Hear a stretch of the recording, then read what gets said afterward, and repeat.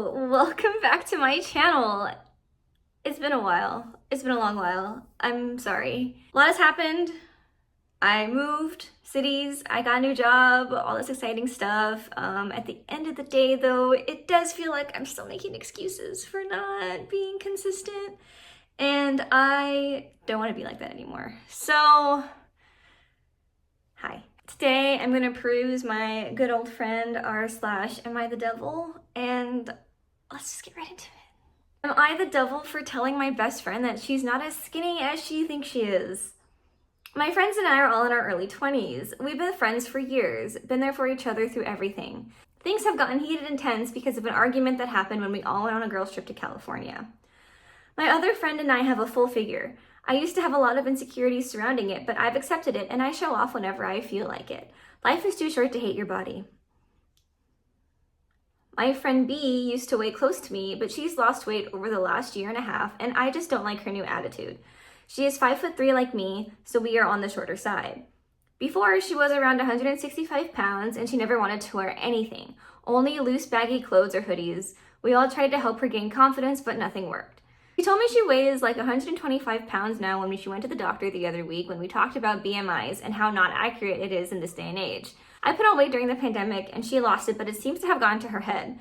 During the girls' trip, she was taking selfies in the mirror in her bikini. She was wearing short glittery dresses, super unlike her, and she's also become more flirtatious than before. She's never mentioned her weight loss or even acknowledges it, but will do passive subtle things. Like over the past year, she swears she's full after finishing like half her plate. Meanwhile, we all down our meals as always. When we were on the trip, I figured she can put all that behind her and feast with us. We went to a nice brunch, some nice Mexican restaurants. I had a few drinks and I asked her why she never eats her food. She said, I don't know, I guess my stomach has shrunk. I told her, girl, you aren't that skinny. You still got meat on your bones. Nothing wrong with that. Why don't you just let loose with us and not do this to yourself? She then attacked me saying why I even care what she eats. I told her it's because I love and care about her, and now it's triggering to people like me who suffer with EDs, and it has me thinking what I'm ordering every meal now. I don't think her friend is doing anything wrong. I feel like she had insecurities about her body, and then she worked to get rid of those insecurities, and now is living life the way she wants to. Like, if she wants to, like, what is the problem with her wearing short glittery dresses and taking pictures in her bikini? Like, why you wanted to help your friend be confident in the first place? Why, when she is now confident, is it a problem for you? That doesn't make sense to me.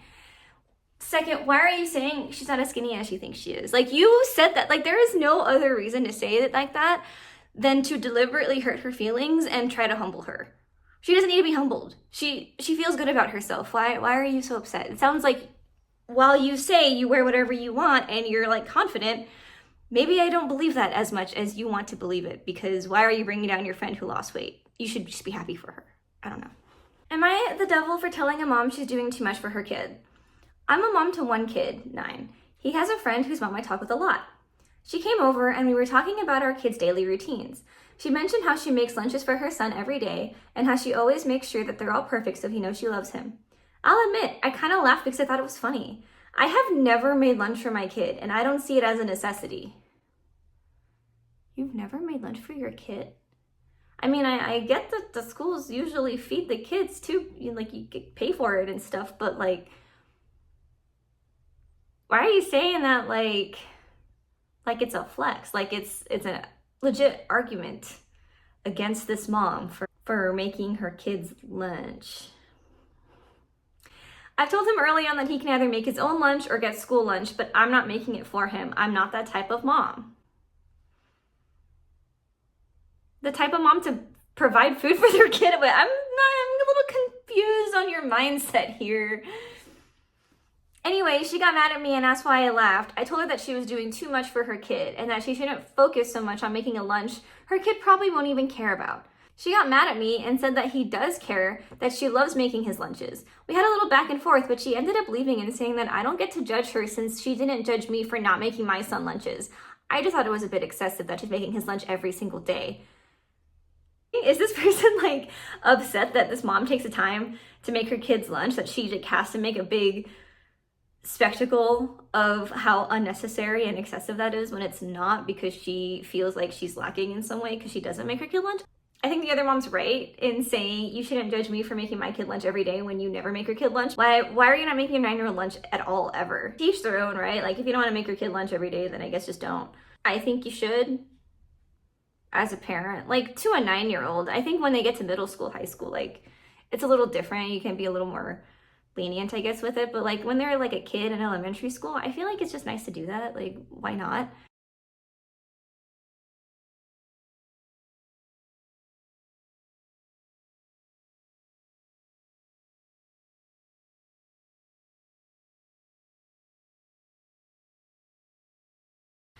I cheated with my ex and obviously regret it, but felt compelled to do it. I hate my ex. What the fuck? What a start. I cheated with my ex and I regret it, but I felt compelled, but I hate him. I hate my ex. Why are you sleeping with him? Okay, anyway, I hate my ex and genuinely want nothing to do with him, but anytime he reaches out for sex, I can't say no. I'm not sure why, but literally do it even though I hate him. He makes me mad to the point of shaking, but somehow when he starts asking to meet up, I always say yes. My body and head don't want to, but it's almost like it's an involuntary response to just listen. You gotta go get therapy, man. I don't. To have so little control over your own body and emotions, I'm concerned for you. I ended up not being able to say no, even though I'm now in a relationship, and I feel so dirty. Why talk to him then? If you can't say no, don't say anything. Just ghost the guy. I genuinely need help. Like, what is wrong with me? Is this normal? No, this is not normal. I hate myself so much for being like this. Then stop being like this. I wish I could have started saying no before I got into a relationship. I mean, sure. But I feel like now that you're in a relationship, like that should help you actually be able to say no more. You know, keeping in mind, I am with this new person now. I don't want to hurt them. That should give you the strength to tell your ex no. I haven't seen him in years, so pretty much forgotten about him, living life with my new man, and then all of a sudden out of nowhere, 2 years later, he's talking to me. No, you don't completely forget about somebody, and then the second they reach out, you jump right back onto their dick. Like, that's just not how that works. I'm sorry. I'm not sorry. Why am I saying sorry? You're fucking up, bro. Am I the devil for abandoning my girlfriend in a parking lot? Me, 22, and my girlfriend, 20, went to the city so we could look at clothes for her. It was a very nice day until we got back to the parking garage. I have an extreme irrational fear of heights that I try to combat against. When we got to the parking lot, my girlfriend was driving. There were no spots, so we had to go higher and higher until we were near the top. Where she parked, we were right next to the elevator, so I was able to get in quick enough without panicking or showing fear. When we got back to the elevator, but since it was maybe 5 hours since, we completely forgot which floor we parked on. We guessed floor 11, and after getting out, it was the wrong one.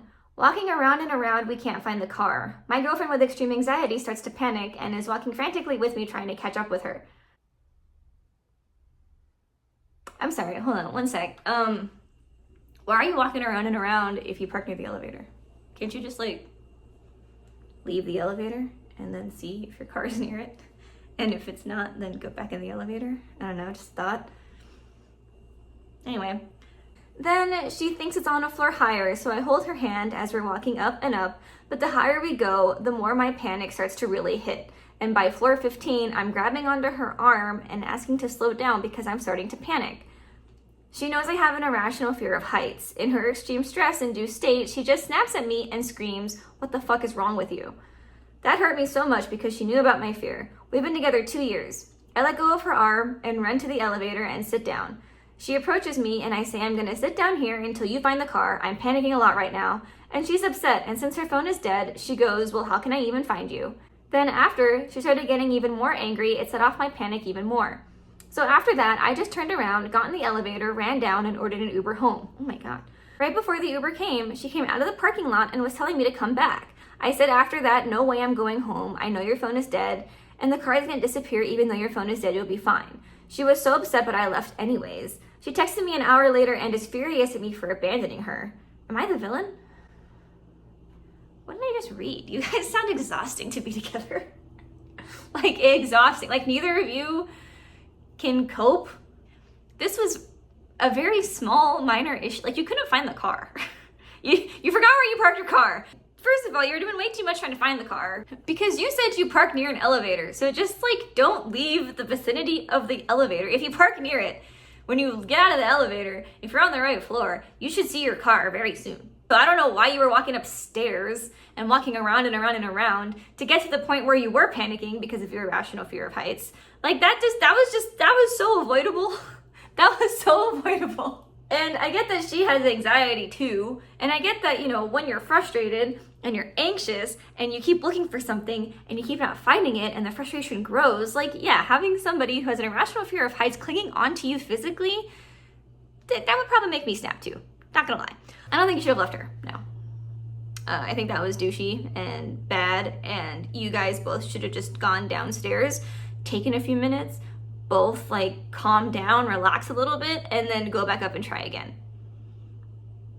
Why, like you got so stressed out that you just completely ran away and left your girlfriend on her own to deal with this when her phone was dead? Like that wasn't cool. That was not cool of you to do that. But I get why you were upset because, you know, it's not cool to be screamed at. What the fuck is wrong with you? I don't want to say you guys should break up, but like if you all can't handle just like overcoming very small minor obstacles in life, you probably should find people who are better equipped to handle these kinds of things. And by these kinds of things, I mean just life in general. Am I the devil for not expecting my wife not speaking English to be a problem?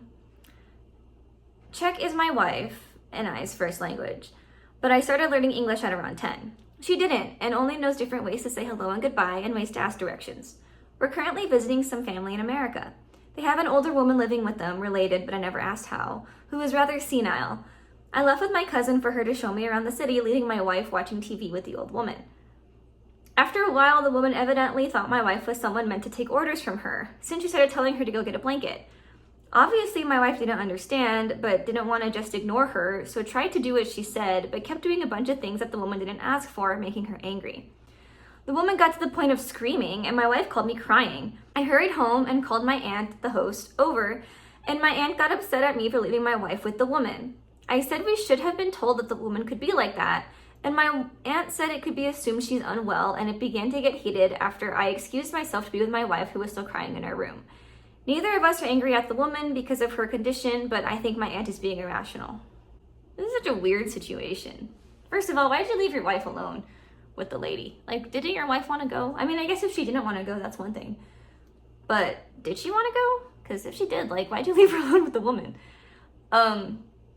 Next, I feel like the host should have said something. Just give any context as to the old woman, why she's there, what her condition may be. I don't think it's right of the host to assume that her guests should make assumptions about the old woman. I feel like there's just a lot of lack of communication here. I don't know if the wife wanted to stay home while the husband went out, like, I don't see a reason why the wife shouldn't stay home. I probably would have called the husband sooner, like, hi, the old woman's asking me for something, I don't know what she's saying. Yeah, I don't know. I just feel like it's a miscommunication here. Like, there was just not enough information being passed around to any of the people involved. And then this happened. So, I don't know. I don't think OP's as much of a devil as, you know, one would be to be posted onto this subreddit.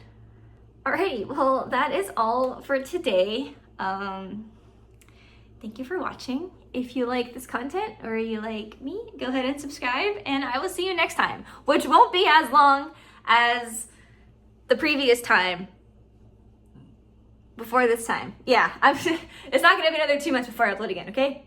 Okay, I promise. Okay, bye.